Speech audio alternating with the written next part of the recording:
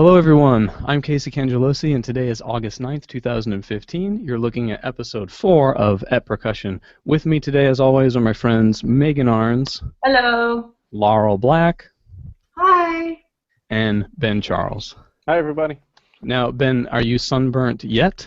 I'm not. I still haven't been outside. Okay.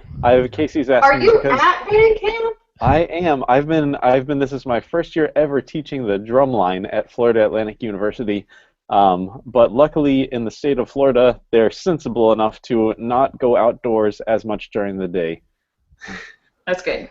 I feel like there's hazing to be done or teasing to be done there. So listen, our guest today is a performing member and technical director of Third Coast Percussion. He's performed with many famous groups such as Amphium Percussion, the Pittsburgh New Music Ensemble, Eighth Blackbird, the International Contemporary Ensemble, Signal, the Metropolis Ensemble, and he was a percussionist for 2 summers with Aspen Music Festival. So great to see you, Sean Connors. How are you? I'm great, guys. Thanks for having me. I ran an idea by Laurel to start reading Sean Connery's bio and just see how long until His beard is better than mine. That's the only And then difference. we thought about maybe we'll all try to talk through the episode like Sean Connery, but then we realized that we couldn't do it. So Yeah, I can't. Either my voice, which is high and nasally, or Sean Connery's voice. Sean Connery's voice. See, I think. one and the same. Do you guys also know who John Connor is? No. Wait, the sailor? No, the kid from Terminator 2. Oh, of course. Well, yeah, I'm looking for John Connor. Right. Cool. Yeah. Ben, let's see. Let's go in order since we're kind of off the cuff. Ben, what's happening today?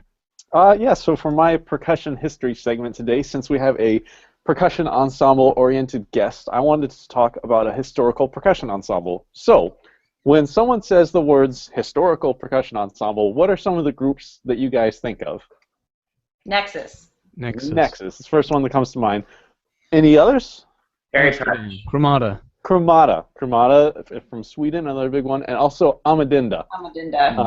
From Hungary. Those are kind of like the 3 immediate, when I think historical percussion groups, the ones that come up.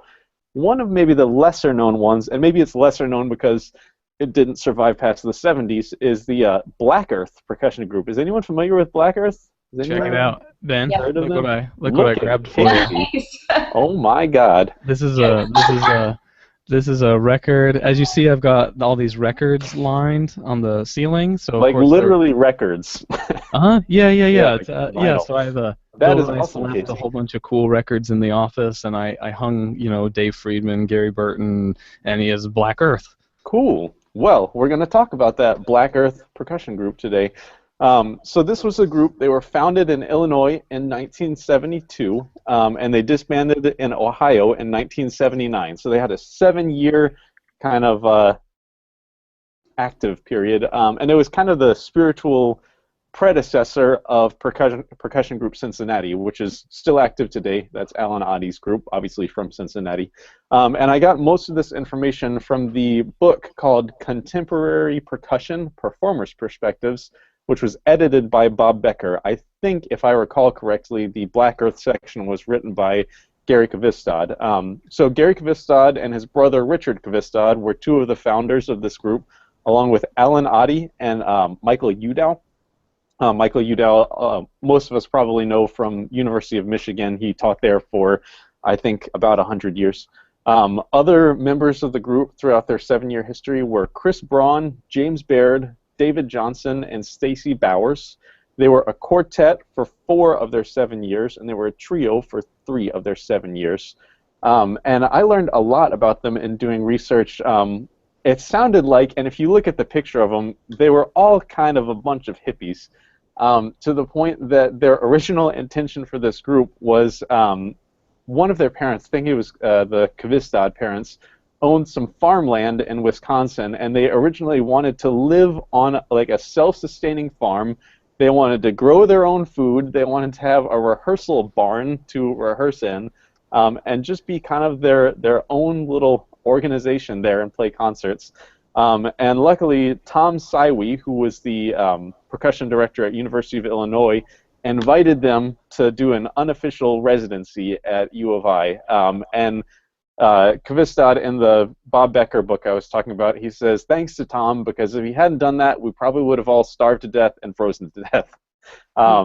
So they had this unofficial residency at University of Illinois, which meant that they could use the facilities, use the instruments, but didn't get paid. So they did that for 1 year. And then a year later, Northern Illinois University actually started an official residency for them, where the 4 of them could be artists in residence and also collect a paycheck, which was nice. So this group, their mission statement was they were a professional new music ensemble dedicated to experimental music and the intermedia of percussion with electronics, film, slides, jazz, and I wrote slides, I guess that's correct, jazz and theater as a tool for communicative, artistic expression. So the trio or quartet, depending on when it was, they really picked a lot of very new music, very contemporary music for their concerts. They had a policy where each member of the group got to select one piece. Whatever piece they wanted, no one could veto it. They got to do on their concerts. All the other pieces on their programs had to be selected through majority rule. So everyone got one piece, and then all the other pieces had to be mutually agreed on. Their repertoire included pieces like Russell Peck, Liftoff, which was written in the 60s. And Liftoff it's a really cool piece where there are 3 multi-percussion setups. Each person has 2 toms and a bass drum. And throughout the piece, and one section, for example, there are these swells that happen in 16th notes on the bass drums, and it kind of rapidly increases in speed between the swells, so it ends up sounding like a helicopter taking off with the sound kind of whirling around the stage. Another piece they did was Le Mouton de Panurge by Frederick Rzewski. Is anyone familiar with this piece? Laurel or Megan? No, actually, I was actually looking at the back of the album, and yeah, there's a couple that I don't never heard of. It's So great for any instrumentation, and it's just you read the notes, and you play the first note, and then the first note and the second note, and the first note and the second note and the third note, and you add it up like that. And I think the French translation is something like the sheep. The sheep of Panurge, yeah. Yeah. So, and so you're supposed to be like this follower, and the point is that it's a hard system to follow, and you're going to screw up. And when you screw up, you're supposed to stay offset. Yeah, so it becomes a canon. Yeah. So it's very cool. If you guys are interested, there's an 8th Blackbird recording of it on their Fred album, which is awesome. And Sean touched on it. So the way it's played is you play the first note, then the first note and the second note, and each note has a pitch and a rhythm value. So the last note might be an 8th note, and you have to jump back very quickly to the first note. And then once you get all, I think it's 57 notes, you play 1 through 57, 2 through 57, 3 through, and all the way till you just have one note left at the end. And like Sean said, if you mess up, you're supposed to stay off. You're supposed to stay out of the fold, and it becomes the canon. William Mersch, my teacher at the University of Illinois when I was a student there, was a student at University of Michigan in the 70s, and he saw Black Earth Percussion Group play this piece, and he said that the people that knew what was going on were on the edge of their seats, and the people that didn't know the piece were kind of bored because it doesn't really sound like a whole lot if you're not quite sure what's going on. And he said everyone was waiting for them to mess up, and no one did. They performed the entire piece without messing up. Like I said, they lasted about 7 years. And one of the most interesting anecdotes from this book that I read was in the 70s, they were invited to some small liberal arts school in Illinois to perform at an event. And it was an event, it was close to where Lincoln had given a speech for racial equality. And it was kind of, I think, commemorating racial equality and, togetherness and that sort of thing. So they show up to this event. It's, they're serious percussion performers, and it's in a gymnasium with aluminum bleachers for the audience. And I played that gig. That's a great gig. I love that gig. The weird thing about this concert to me is it's celebrating racial equality, and it was segregated in the North. So there was a black section and a white section. And they said they chose this variations piece by Jorge Roder to play, which was very contemporary, influenced by Stockhausen. And they start playing this piece, and it just did not connect with the audience. And audience members started getting up and leaving, but not only getting up and leaving the metal bleachers and making just a huge commotion about it. So their whole performance was just littered with people leaving and this awful noise, which sounds just like a nightmare to me. Wow. So that is, in a nutshell, the predecessor to Percussion Group Cincinnati, and maybe one of the, I would say, top 10 most significant percussion ensemble groups of the 20th century. You hear about them all the time. I mean, people talk about Black Earth percussion all the time. I was doing a little dive, just looking for where to, I don't know, find other records or something. It's kind of hard to find stuff. Yeah. Well, I mean, they disbanded, in the 70s, so it's basically, I think, whoever, like Bill Rice, saved records apparently, but maybe a lot of their material has been lost. Also, one thing I don't think I touched on was the name Black Earth. Black Earth was a town in Wisconsin near where they had originally planned to, live on their hippie music farm. But that was the other hilarious thing to me about that new music concert they played for the civil rights kind of rally, is that they had been booked as Black Earth Percussion, but the people that booked them had no idea that it was 4 white guys that were going to show up. So, but yeah, it was, very interesting, this group. And Sean, you probably have a lot of experience with this. When you start a percussion group like this, it's kind of hard to get some huge government grant to fund it or anything. You're kind of on your own, and they were kind of starving artists for a while. So maybe, Sean, if you had some sort of experience like that, if you could share with us. Oh, I'm still very hungry. So looking for food. Oh no, you're right. There's a lot of extra musical stuff that goes into it besides rehearsing. Their motto was maybe based on their actual food. It sounds like. But how to run rehearsals, how to book a gig, how to make sure that everyone is taken care of. It's as much part of learning the music as anything. Hey, Sean, I was going to ask you, what do you do as technical director? Is that right? Yeah. So the 4 of us in Third Coast are both performing members and also administrators of the group. And to just keep track of everything, we've codified our roles into 4 different titles or areas where we're in charge of whatever. So David's the executive director, so he books gigs, and he has long-term, he's always thinking on long-term, 5-year plan for the group. Peter's our financial director, so he deals with anything, money coming in and out. Rob is the development director, so he writes grants, which Ben, you were just talking about. And he deals with individual giving. And I'm the technical director, so that technically means everything else. So it's, what instruments do we need for the gig? How are we getting there? Hotels, stage plots, tech writers, lighting plots, you name it. But we all help each other out. It's not like I'm the only person who has to do that. I'm not the only person who carries jumps to the truck. So just to confirm, no one in the group is responsible for farming for food for the rest of the group? Well, Rob is the official director of food, but that mainly just means that he yelps wherever we are and finds the best restaurant to go to. My current event today focuses around a single piece of music, and that piece of music is called Inuksuit by John Luther Adams.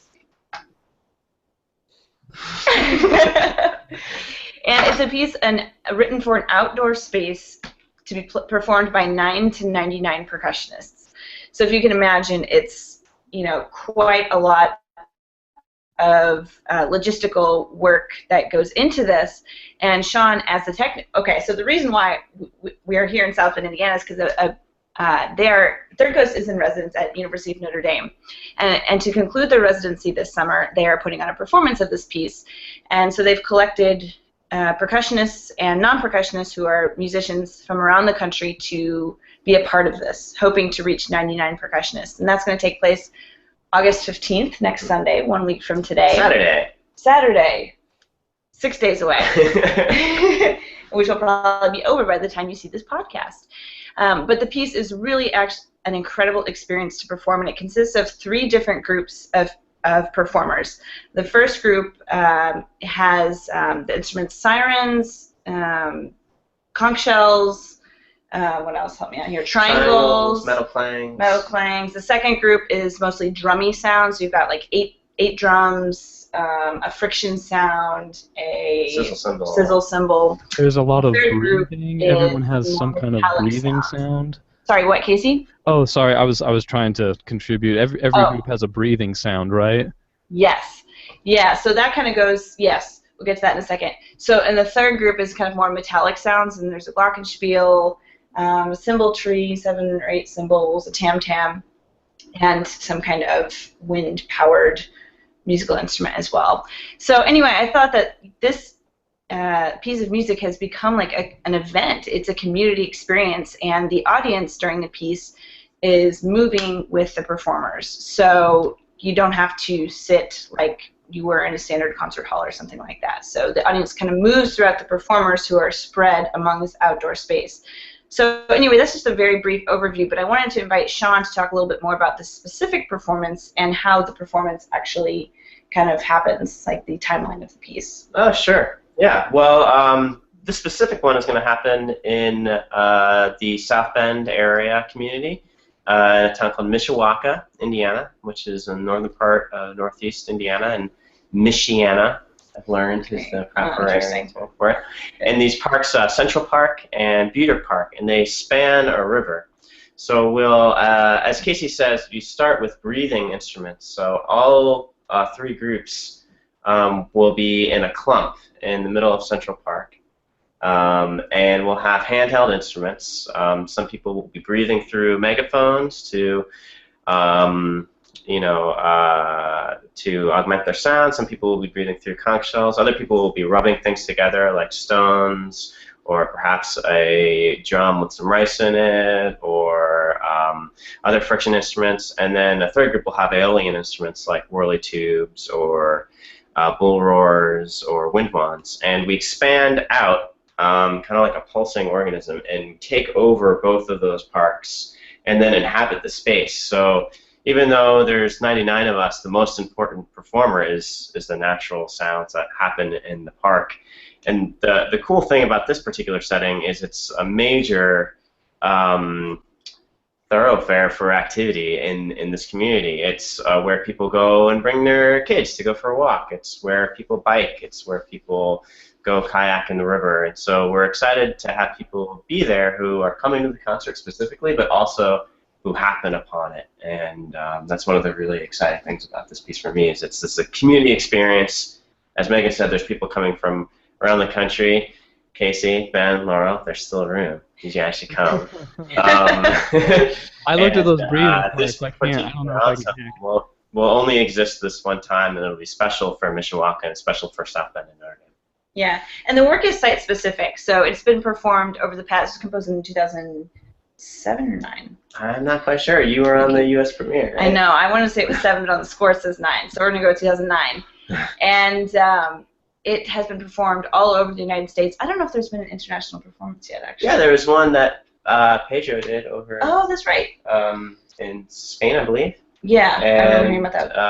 I'm not quite sure. This is the Indiana premiere, but Indiana premiere, that yeah. sounds less impressive than the Spanish premiere. But Yeah, they're kind of happening all over, and sometimes they will be in more urban areas, or sometimes they will be in the tundra, or we did one inside in the Park Avenue Armory in New York City, also Morningside Park in New York City, also on college campuses.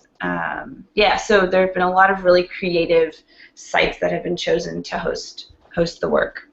What do you guys feel is kind of the purpose of this piece? Because I've never done it, but I've heard it about it many times, and I love listening to people's stories of how they put it on. They usually involve some like disastrous, difficult thing, like the temperature was freezing, or this, well, like it always, it's funny because I always hear stories about putting it on, but I never hear much about like what's so cool about it. And to me, it does seem like, if John Cage's 433 did that, then this piece is like sprinkling something on top of that. It's like it's supposed to be more of an experience than a performance, and it's kind of supposed to be art in place. But I don't know. Do you have better words than what I just said for that? I think that was really articulate, Casey. I think you're right. It's definitely in the Cage lineage for sure. And the thing that's special about it for me, and maybe I'll allude to the performances that Megan and I have played together, which she mentioned, is that it really changes how I'm listening to the physical space that I'm in. So the piece starts from silence, ends in silence, takes about an hour and a half to complete, and just does this complete kind of bell curve towards cacophony, and then back down. So, for instance, in the Park Ave Armory, it's a structure. It's a giant structure in New York City, in Manhattan, and it takes up, I believe, a full city block, right? Yeah. It's enormous, and to experience sirens and concert bass drums and loud metal clanging instruments, and then have that dissolve over half an hour into gestures where if you dropped a pin amongst 1,000 people in this building, you could hear every single one of them. That's really special, and it started.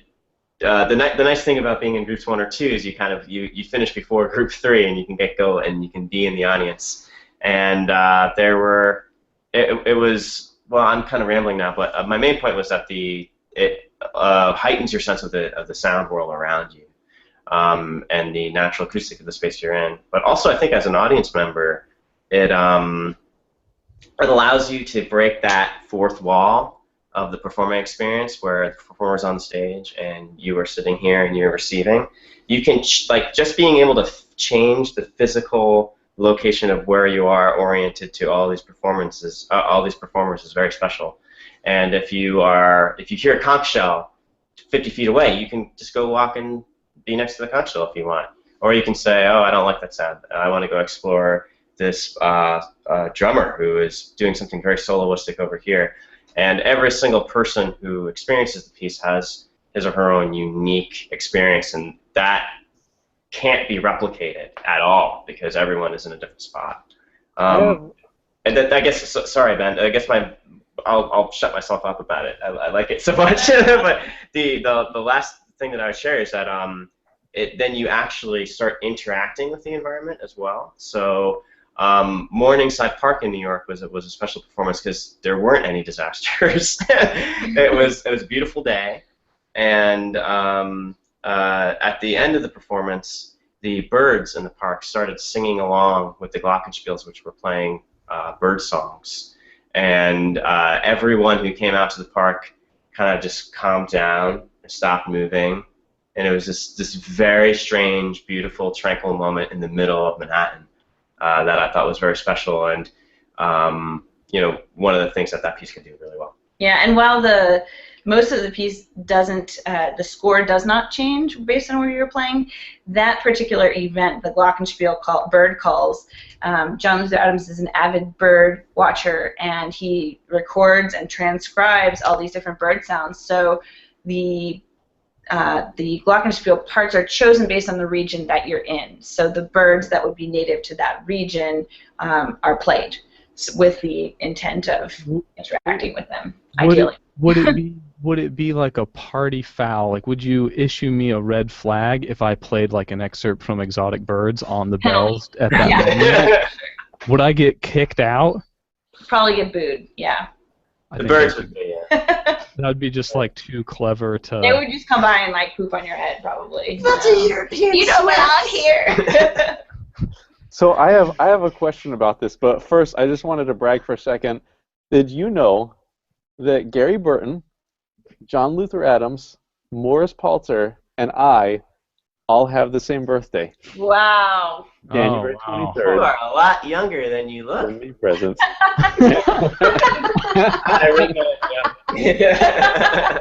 But anyway, no, I had an actual serious question. So with this, obviously, it's not. I would say this piece is never performed in traditional performance venues, which is something we had talked about before, with going to coffee shops and bars and things. But even coffee shops and bars are pretty used to proposals to play pieces of music. So Sean, how has this been received by, say, parks that generally don't do giant new music concerts of an hour and a half with 99 people involved? How have people kind of received your pitch, and have there been any that took convincing, or has it been pretty smooth everywhere you've gone? Sure. Well, this is the first one that I've had a really intimate involvement in planning. This is the first one the Third Coast is running. So I can speak to that directly, in that the Parks Department of Mishawaka are awesome, and the University of Notre Dame are awesome too. It's fun to see what both, as a performer and then as a park district, what both of us aren't thinking about, and then to happen upon some things that are important. For example, it was determined only a few weeks ago that maybe they shouldn't open the park to weddings on the same day. And I was like, oh goodness, no. No, I do not want to deal with a bride and groom whose wedding we've ruined from Unless 30, they're 30 silent. maybe Unless there's maybe there's a Inuksuit proposal coming up. I don't know. But as a performer, in certain situations, it's been overwhelmingly positive. Usually, either people come to see it, or they happen upon it, and they're happening upon a familiar place which is suddenly given new life, and this like amazing artistic experience has happened in it. And plus, it's fun. There's people walking around with whirly tubes and blowing into conch shells and lots of sounds that people aren't normally used to in their everyday life. The only negative thing that I've ever encountered is someone in Manhattan complained that the sirens were too close to the children's hospital. Oh. But I don't know. If I was in the hospital, I'd probably want to hear next over everything else. But yeah, Ben, it's been very positive. It's a lot of planning.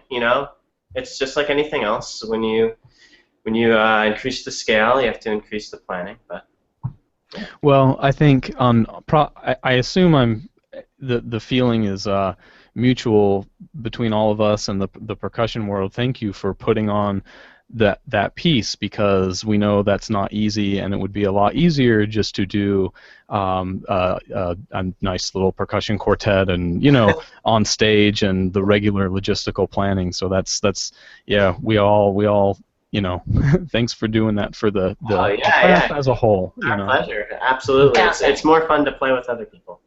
Laurel, what have you been reading recently? Do you want to take us back to the creativity book? Yeah, I thought today we would just continue our conversation on Mihaly Csikszentmihalyi's book, Creativity, about the psychology of discovery and invention. So, Sean, just to catch you up to speed really, really fast, Mihaly is a positive psychologist who writes about creativity, and that it doesn't exist only in the mind of an individual, but has to somehow interact with a socio-cultural system. And so his system has three parts. There's, of course, the individual person, but then the domain and the field. The domain is just the genre of whatever it is. So for us, that's classical music or percussion music. And the field is most easily understood as the people who are in the domain. So that's the way I like to think about it, to distinguish those two things. The field is people, the domain is just kind of the environment of, for us, our particular art form. So for everybody, the next part of the book deals with kind of the strengths and weaknesses of the field and the domain. And so my jumping off point for discussion today is, if we were to really think about the domain of percussion music and the field of percussion music, how do those two things help creativity? How do they foster our creativity? And then how do they sometimes hinder it? And I would say that our domain is actually incredibly helpful towards creativity and unbelievably supportive as the domain as it exists. But sometimes the field is what might be a hindrance. And I'm curious to know what you guys have to say about that. So the domain is the percussion field as a, excuse me, the percussion like craft as a whole, right? Yes, the craft. That's a good word to describe And the it. field is the people within the craft. Yes. Okay. Just making sure everyone's with it, including myself. Yeah. So you're saying that certain composers come to mind to me because I think there are famous composers and pieces out there that I personally don't necessarily think, oh, the piece itself is genius, but rather, oh man, that composer was brave enough to do that, and it really worked. Like it really took. We all know, we've had that conversation where we've explained, say, clapping music to someone, and you've explained, oh yeah, well they just kind of shift by one, and you get this new composite rhythm, but it's cool because it's all the same thing, and the piece is just itself. And they say, well, that's easy. I could have written that, and it's like, yeah, but you didn't. So yeah, it's not. Do you guys know what I'm saying? It's not that it's like so ingenious, the piece itself, but what's ingenious is that Steve Reich was like brave enough to do it. A good way of putting it, like, yeah, anyone could have written clapping music, but this is the guy that did. And not only that, like with especially like the early Steve Reich pieces, like Come Out to Show Them and clapping music and things, that was a firing off point. Nothing had been done like that before, as simple as it was. And then that's what propelled him to write, Mallet Quartet or the 9/11 piece or whatever. So that, I think, that catches a bad rap as being too simple to be actually anything brilliant. But without that, I don't think he could have written the other things. He needed to check in with it, so to speak, and see if it worked. So that was kind of my take on it.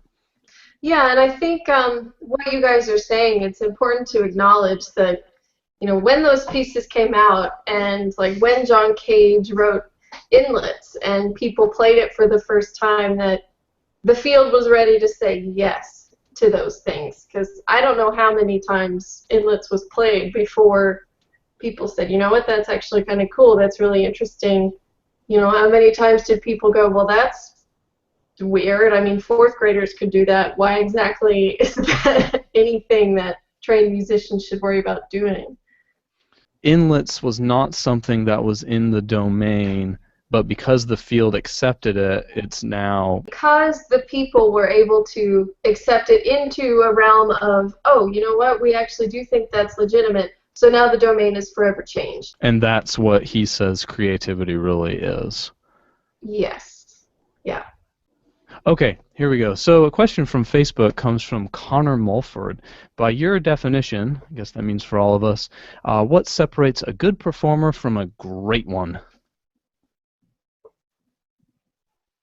Who dares to answer first? I did my job. My job is just to read this stuff, man. You guys I'll go. I think that a good performance could be, you're playing the notes on the page, and I think that a great performance might be something that really affects people, and really making people feel something, and also just emoting and performing and that helping people feel something, So I think there are a lot of good performances of music, and correct performances of music, but I think personal interpretations can sometimes push that to the next level. Yeah, I think a big thing that plays into it is, I guess you could say, risk and fearlessness. I don't, especially if I'm paying money for a concert, this is kind of a weird way of saying it, but I want to know that something can go wrong, but I also don't want it to. I want the performer to be so, on it that it doesn't. And as far as percussion performers, one person that comes to mind is Svet Stoyanov, who Who? when he I've never heard of him. I've Who? never heard of him either, but apparently he won this job at the University of Miami teaching a few years ago. And Gary Green, who recently retired as the band director and was on the panel that hired Svet, Gary Green said he walked in late to the recital that Svet gave to, to win the job, so to speak. And he said, I don't know what piece it was, but he said Svet was just lying on the floor, just performing whatever piece. I don't know if he was doing Corporal. a That must be corporal or corporal, right? which, for a job audition, even that, like, just because it's such a naked piece, literally, that's pretty scary. Gary Green said it was such a moving performance that he felt so guilty for like moving or shuffling or coughing or anything because Svet was just in his own world, on the stage. And that sort of performance to me, when the performer is just so wrapped up in it that it doesn't even matter if there's an audience there or not. That to me is always a really moving thing. On that note, also another big detractor from what could potentially be great performances is audience size. It's really hard to play for a small kind of unexcited audience. And like a few years ago when I brought Casey to FAU, he performed on stage in our auditorium, which is, a decent-sized auditorium, and it was a pretty small crowd. I would say less than 20 people were there because it was pretty much just the percussion studio. But Casey just played the hell out of everything he played, despite the fact that it's not like it was a sold-out crowd or anything. And there was, of course there was applause, but it was pretty quiet for Casey up on stage. But it didn't feel like I was watching, some sort of pity show of Casey just going through his pieces. It really felt like I got all my money's worth, so to speak, out of the performance. Thanks, Ben. Yeah. I'm still trying to get my money's worth out of Casey. Out of this marriage? You're still trying to... Megan and Sean, what do you guys think? Well, I think what Megan touched upon before is that, for me, which is really important, is, well, most of us who are trained in the classical tradition are reading music that was given to us, or composing music, and then we read that music which we compose. And there's a difference between being a translator and then being an interpreter. And I think that's where great performances start shining, because Megan said, well, a good performance could be playing the notes on the page, playing it accurately. And then you're a translator, essentially. You're taking what has been written down, and you're kind of presenting exactly as it is, but you're not exactly giving life to the art or the music. And a great performance somehow combines all of your past experiences and your gut instincts with the knowledge of the score and what the composer was going for, and intent, and then, as Ben was saying, the audience, interacting with the audience, and all these different elements, and adding that interpretation level onto it. Because I think we probably all had the same experience of, like, even playing the same piece, to have good performances with different interpretations, and they're both successful, and they could both be considered great. So, I would say just getting beyond the black and white notes on the page, since that's our tradition, And then, real quick, to go along with that, I was just going to ask Sean if you could briefly kind of state for a minute. Great performances, obviously, it kind of sounds like we're leaning towards solo, but we could also be talking about, say, a chamber work. And one thing that's interesting to me is I've had kind of a few, people that I've really enjoyed playing chamber music with, but I've never had, I've never been in a situation where I was kind of geographically close enough, maybe you could say, to start like a long-scale chamber music project. And so, Sean, as a performer, is it different playing, say, with Third Coast Percussion, where you know these guys, you've been doing it for a while, you know exactly how everyone is, versus like just picking up a duo with Laurel and playing it or something, you know what I mean? Oh yeah, absolutely, Ben. It's very, very different. We have the luxury of rehearsing together every day, and we can start anticipating each other, and we can get to that point where we're not buried in the music and we're interacting with each other, looking at each other, and all that stuff. And that's, for me, I was actually not speaking about solo music at all. I was totally speaking about chamber music. You know, it's even for me, it's even more heightened in chamber music because you start feeding off each other when everyone has reached that level of interpretation as opposed to just translation, I guess. Am I addressing your question? Yeah, that makes sense. Okay, yeah. Oh, you were talking about just playing with people that you know more than people that you might be playing with for the first time, right? No, I was just asking like the difference in experience between performing chamber works with an established group that has like a lot of performances versus a pickup group, we'll call it. Sure, yeah. For me, it's just they can both be fantastic and they can both be really great performances and they can both have a lot of energy. It's just experience level and experience with each other. So it often ends up being how you deal with mistakes more than anything else. You know, like, oh, can we improvise with each other for a little bit and get out of this quagmire? Okay, good, we're back. Well, as opposed, you know, I haven't had the luxury of playing with you guys, so if we were reading through something together, we might not know how to react to each other. Yeah, makes a lot of sense. I love playing with new people, and actually, when we're on breaks from Third Coast, I often go play with other groups, and it's fun. It's really fun. You get different viewpoints and different interpretations. So, yeah. Cool. Yeah, wonderful. Cool. I'd like to throw my 2 cents in on this good versus great performance.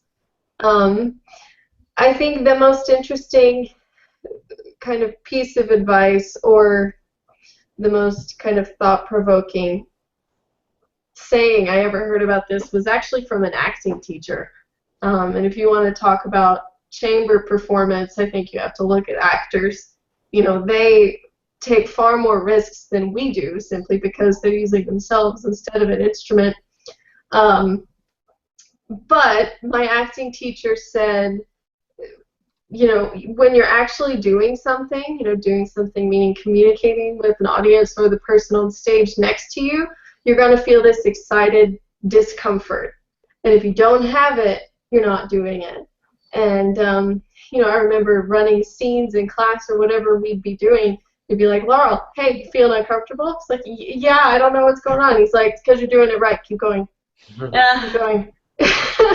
You know, but, and I think we have to try to find that in a way. We spend so much time, you know, practicing and preparing so that when something goes wrong, we can recover.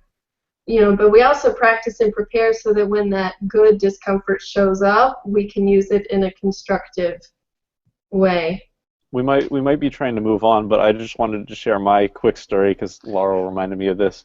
One time I was performing the third construction of John Cage, which probably everyone here has played, and it was like one of these. It was a kind of a small concert, and I didn't feel like getting a real trap table to put my mallets and sticks and stuff on. So I just used a music stand with a black towel on it, and we had these little clave holders that looked kind of like an X like this that the clave was on. And at some point during the performance, I went over for a fast stick change, and I caught my clave, and I knocked everything off of the music stand. Oh, no. And in the middle of the third construction performance, my clave was rolling across the stage, sticks and mallets were going everywhere. I had whatever pair, I think, of rubber mallets that were in my hands. And, you know, of course, the performance has been totally interrupted by the clang from this, which Cage probably would have loved himself. But it was at that moment I trusted my group enough that I looked at my music, I looked at what was in my hands, and I realized I could make it through with whatever sticks or mallets I had, and, you know, I survived. But, yeah, I mean, that was one of those, like, it could have gone deathly wrong, but because I was in my zone, it was fine, you know? Yeah. Cool, cool, cool. Great thoughts. Another question from Gip Chan on Facebook. This is Gip, Laurel. Yeah. He says, will percussion programs separate into different major instruments in the future? Like as in string players, they're not just strings, but they're violins, guitar, cello. Do you think we will have something such as like a marimba major, a timpani major, a snare drum major in the future? I actually wrote something somewhat about this in my dissertation, so I feel qualified to give an answer. Dude, don't plug your No big deal. But if you Yeah. Google my name, you can find it. Dr. Ben, dissertation. But right now, kind of, there's been some back and forth with this throughout the years. With the two terms are specialization and totalization is the opposite of specialization. And it's, if you look at the different decades, we've kind of flip-flopped on our stance on all this. If you look at most professionals, actually, most people are known kind of as one thing. Lee Stevens is a marimba player. Steve Schick plays multi-percussion. Giovanni Hidalgo plays hand drums or Latin percussion. You know, these things are kind of exclusive to these people. But at the same rate, if you're trying to give people a well-rounded education, most 18-year-old students could probably benefit from playing snare drum and marimba, not either or. So kind of the current approach to this, I don't know what this speaks to the future, but the current approach is that you should have a total percussion education for about 3 of your 4 years of your undergraduate program. Then the final year you have kind of the option to specialize. And then graduate degrees are really where specialization becomes an option. So my take on it, I think that's a pretty solid thing to do, is have 75 to 100% of your undergrad being totalization, and then on graduate degrees, if you'd like to go into specialization, that's an option, but you also don't necessarily have to, especially if you want to teach at a college program where you're going to need that total percussion education. I think that additionally, though, totalization needs to include not only solo playing, but orchestral playing, chamber playing, world music, and all of these different things outside of just our traditional Western solo instruments. I think what Gip Chan is maybe getting at, let me just try to add to the question a little bit. Do you guys think that each instrument is kind of growing so much that, and the reps getting harder and harder, that eventually to be proficient at one of them, it's not going to be practical to pursue the others? I think not for quite some time, at least. I agree. I don't think so either, because I think that it's not, like, technique is going to eventually hit a wall, and if it does increase, it'll just kind of go incremental up, like very little bit. And so people might get more widespread, but the thing that's also getting harder is the mental side of things. Like, yeah. I think it's the composition that's making them difficult, not necessarily the technique. So there's enough percussion instruments that I think they are different than, say, like woodwind instruments. Like, getting a sound out of an oboe is nothing like getting a sound out of a saxophone.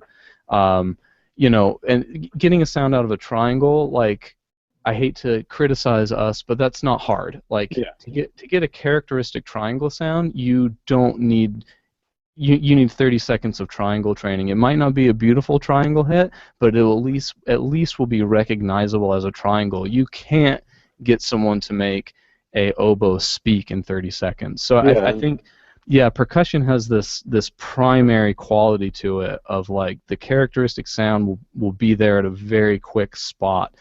And I think that really allows all the craft to stay more homogenized. Yeah, and Steve Schick talks about this in his book some. And one point, I don't know if it's exactly what we're talking about, but Steve Schick talks about how as a violinist, like, Joshua Bell doesn't play violin. Joshua Bell plays a violin, his Stradivarius instrument. Or B.B. King didn't play guitar, he played Maybelline, that one guitar. And as percussionists, we don't play the marimba or the snare drum. We play whatever snare drum is in that room or whatever marimba is in that room. So we don't build that kind of closeness with our instruments and don't really get to know the ins and outs of them as well, for better or for worse. I'd be curious to know if that, this movement Gib is asking about, if we get there, if it's going to happen in our lifetime or not.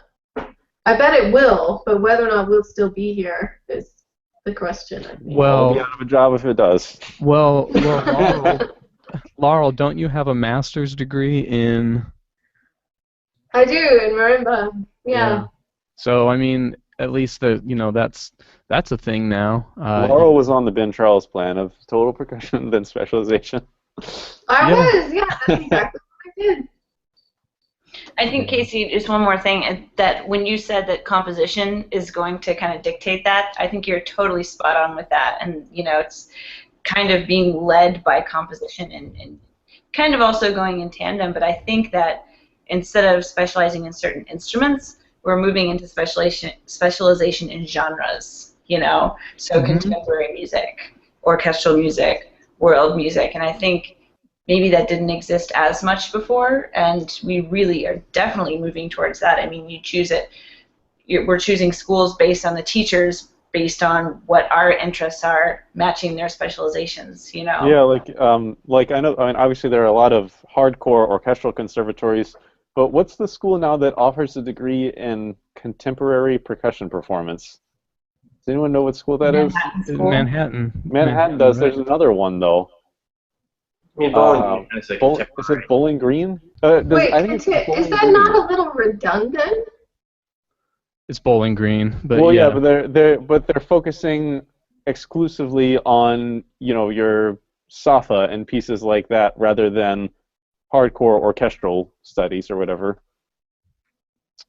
I don't know. I know Bowling Green has a contemporary program. I don't know if it's like called percussion. I think you can be a percussionist in the contemporary exactly, yeah. program. Yeah, I have mixed feelings about that, because I know there are a lot of teachers out there that they just want you to play the Xenakis solos and the Zeklus and XY and Asanga, and it's like, yeah, man, I know, but there's so many times you go teach a master class and a kid who's a sophomore is playing Rebon's B, and it's like, yes, it's like, I know that this is what you want to work on in your lessons with your students, but man, like, they're not ready to play that, Well, and mentally or physically. Almost all music has been built up throughout the years. Like, John Cage didn't just appear out of the blue. He appeared as a reaction to, oh God, why am I blanking on the name? Who is the serialist German composer? Boulez? Yeah, no, German.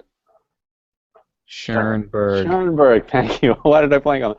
John Cage didn't just appear out of the blue. He was a reaction to Schoenberg, and Schoenberg followed, late Romanticism, and Romanticism followed classical music, and also to immediately jump in and try and play XY without having played the Cerrone snare drum book. I think, yeah, there's quite a bit to be learned from what music is before you get into this super high-level advanced stuff. I'm going to edit in a picture of Schoenberg. Like, Schoenberg, the guy Ben forgot. Can you edit a thought bubble from my head with his picture in it? Okay, moving on. I love that Sean, we took a call for questions when we were going to start recording, and we got 20 questions, and we've answered, we got through 2 of them in one episode, so I'm trying to push for getting them. Jade Hails asks, how do you get past the wall, that point where you almost have a certain technique, like one-handed rolls or large intervals, etc.? How do you get past that in your practicing? You keep practicing. Yeah, that was going to be my response too. It's just like, well, I mean, you just have to keep practicing, and I think you can attack it by continually practicing, but also mentally always check to make sure you're practicing it right. And of course, that's why I think the next generation always seems to accelerate, is because they get to benefit from the generation before there's mistakes. Yeah. So if you are working on a certain technique, I get to tell you what my teacher told me, and then I get to add what helped me, and so hopefully the process for you is that much faster. And one thing to go along with what Casey's saying is that when you're at college, you're not the only student. It's great that you're in a learning community, or a community of other people doing what you're doing. And I've found personally a lot of the time, something that seemed really hard on the page wasn't supposed to be played exactly how it's written on the page, or something like that. And a lot of the time asking your peers, oh, how do you do one-handed rolls? How does it feel in your hand, or something like that? your teacher might have a certain way that they do it that works for them, but it doesn't work for anyone else. So if you ask your peers that you've seen do it, I think you can learn a lot from asking people around you how they do things and try it out for yourself. Okay, here is a question from Jordan. Going off of some of the questions above, how do you personally network with people? I know that getting your name out there is important, and I'm curious as to how you approach getting more opportunities. I have 3 quick things to say. Make sure whatever you do is amazing and awesome and excellent. So be prepared, do your homework, be a great musician. Number 2, be nice. Don't be a jerk. The world is filled with people who are doing excellent things, but no one wants to work with jerks. There's just not enough time to do that. So be nice, be considerate. Treat other people as you'd want to be treated. And then number 3, just be open to opportunities that you wouldn't expect to happen. And do your homework. And so prepare, but also be flexible and be nice. Yeah, and I think I've met people that are maybe a bit too into networking. Maybe you guys have met people like that at the expense of, like, what's the purpose of this networking? I think, like Sean said, like, if you're really just awesome, certain things have a way of working themselves out where you'll meet the right people. I mean, you have to try, of course, but I've found some people have been so into networking that they're not even networking any musical skill. They're just trying to meet people and get their name out there. And I know personally I would never hire someone like, oh, I've heard that person's name, I should get in touch with them. It's usually because I've seen something. That to me is, I know exactly the type of person you're talking about, and that's the type of person who I think is violating one of Sean's rules, maybe rule number 2, which is be a nice guy. Like, there's something about being that pushy that's just not nice. Like, it's like, it's like, wait, I can tell you're being nice to me, and it's not genuine, and you're trying to get something, and you know what I mean? I think networking is something we all have to do, but I don't know, man. Just like don't use people, Yeah, I guess in short, what Casey and I are describing is don't ask people to like your Facebook page. If people want to like your Facebook page, that's great, but what does it say about you if your Facebook page has 300 likes? Like, what does that even mean? I mean, especially if you're asking people to like your page, like, okay, I'll go on and click like on your page, but what does that mean if I didn't actually want to like it, if I just did it because you asked me to as your friend? Does that make sense? Yeah, exactly. Facebook can be, a really good tool in that way, and I think as long as you're not asking me every other day to like your page, yeah. I think there can definitely be a tactful way, and that through each of these social media outlets, you're reaching often different people, Yeah.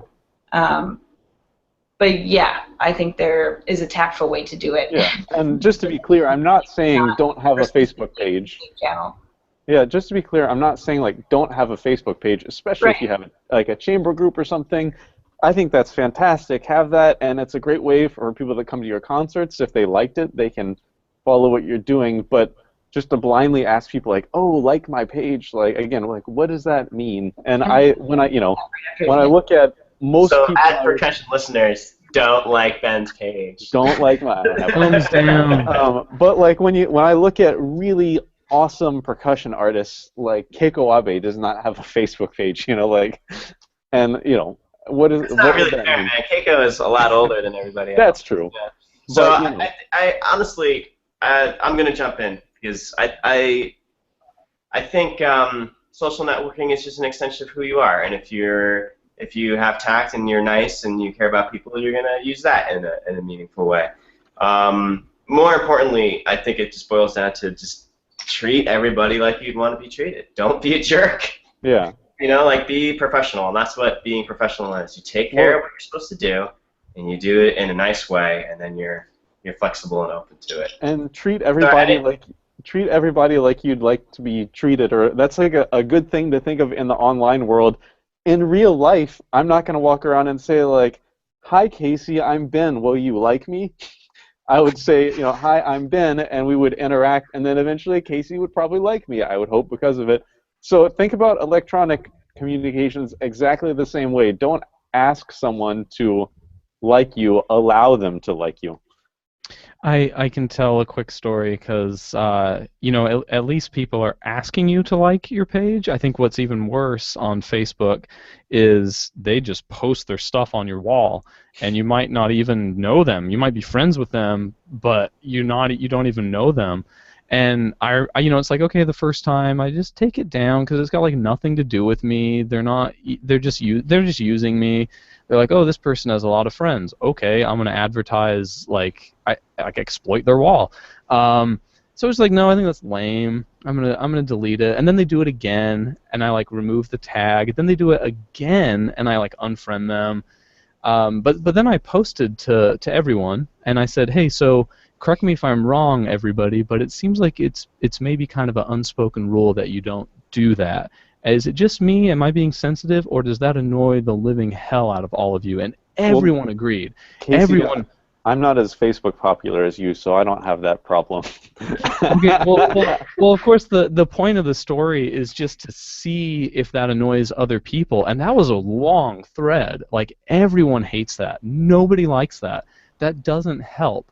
And I had the similar conversation with Ben Walland in Wisconsin when I was at his thing, and he described it as there are different kinds of currency.